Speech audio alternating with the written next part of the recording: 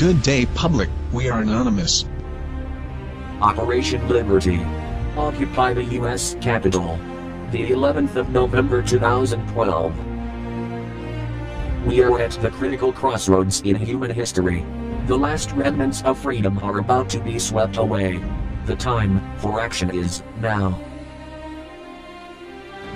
When in the course of human events it becomes necessary for one people to dissolve the political bands which have connected them with another, and to assume among the powers of the earth the separate and equal station to which the laws of nature and of nature's God entitle them, a decent respect to the opinions of mankind requires that they should declare the causes which impel them to the separation.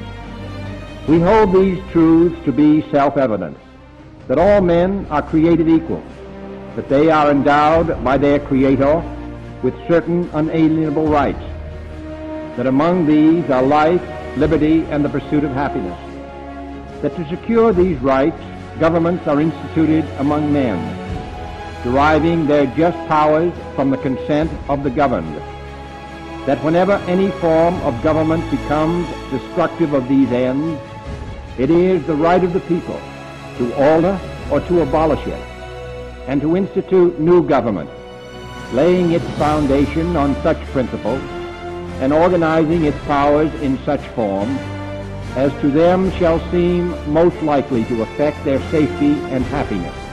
But when a long train of abuses and usurpations, pursuing invariably the same object, evinces a design to reduce them under absolute despotism, it is their right, it is their duty to throw off such government and to provide new gods for their future security. It's time for all of us to stand up for ourselves, our families, and our country. And we have very little time to influence the events that are headed our way. Right now, we must form a coalition across the left and the right. We must set aside our petty differences, no matter how important we think those differences are. We must unify against our common enemy. Our government has become a mere figurehead to the real powers that be. The Congress, the Senate, the executive branch do not represent our interest. They are bought and paid for. They are corrupt beyond all repair, and they deserve nothing less than to be arrested and tried for high treason. And I tried hard to be proud of my service, but all I could feel was shame.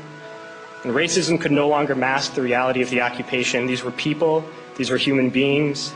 I've since been plagued by guilt anytime I see an elderly man, like the one who couldn't walk, who we rolled onto a stretcher and told the Iraqi police to take him away. I feel guilt anytime I see a mother with her children, like the one who cried hysterically and screamed that we are worse than Saddam as we forced her from her home. I feel guilt anytime I see a young girl, like the one I grabbed by the arm and dragged into the street. We were told we were fighting terrorists. The real terrorist was me, and the real terrorism is this occupation. Racism within the military has long been an important tool to justify the destruction and occupation of another country. It has long been used to justify the killing, subjugation, and torture of another people. Racism is a vital weapon employed by this government. It is a more important weapon than a rifle, a tank, a bomber, or a battleship. It is more destructive than an artillery shell, or a bunker buster, or a Tomahawk missile. While all those weapons are created and owned by this government, they are harmless without people willing to use them. Those who send us to war do not have to pull a trigger or lob a mortar round. They do not have to fight the war, they merely have to sell the war. They need a public who is willing to send their soldiers into harm's way. They need soldiers who are willing to kill and be killed without question. They can spend millions on a single bomb, but that bomb only becomes a weapon when the ranks in the military are willing to follow orders to use it. They can send every last soldier anywhere on earth, but there will only be a war if soldiers are willing to fight. And the ruling class, the billionaires who profit from human suffering, care only about expanding their wealth, controlling the world economy, understand that their power lies only in their ability to convince us that war, oppression, and exploitation is in our interest.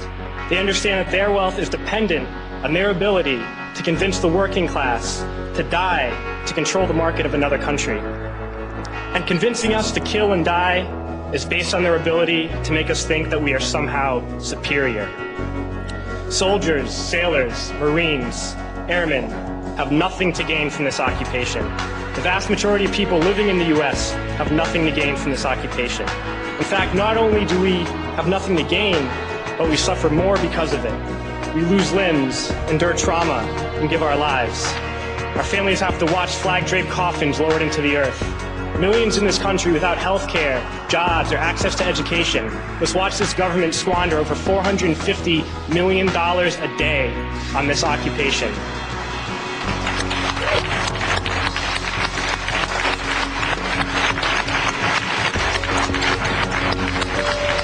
Poor and working people in this country are sent to kill poor and working people in another country to make the rich richer. And without racism, soldiers would realize that they have more in common with the Iraqi people than they do with the billionaires who send us to war.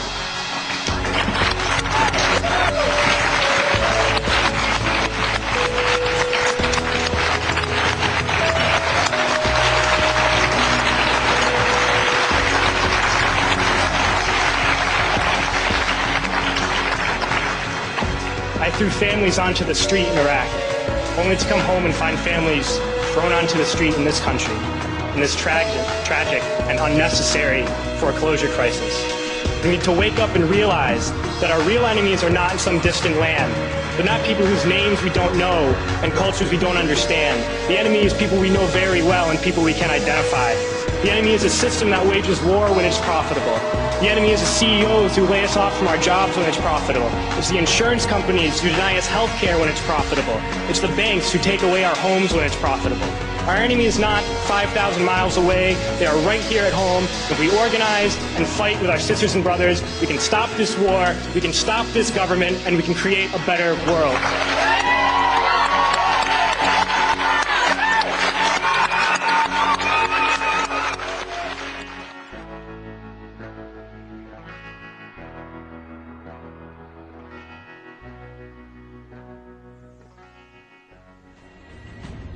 We the people have the power to take them down.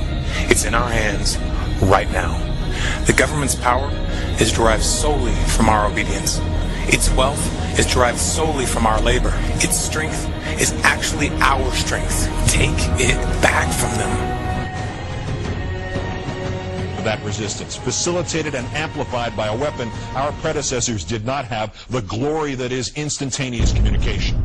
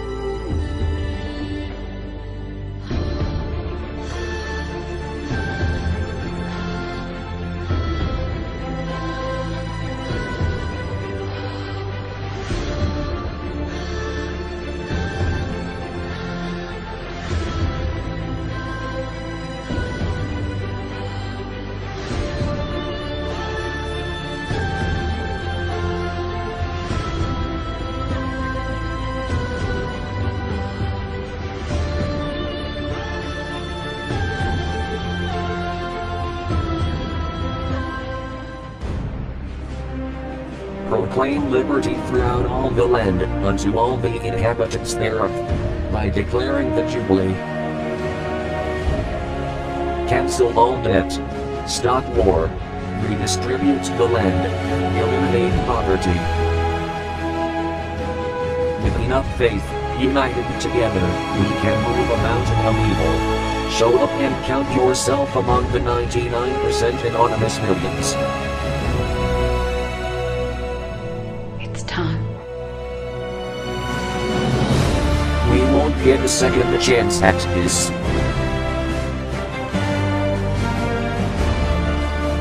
Remember who you are.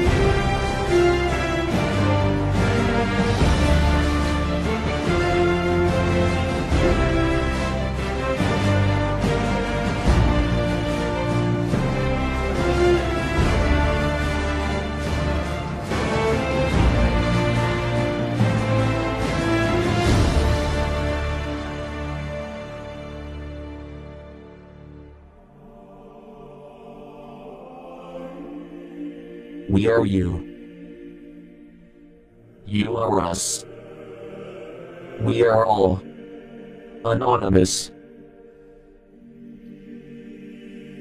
It is going to take all of us.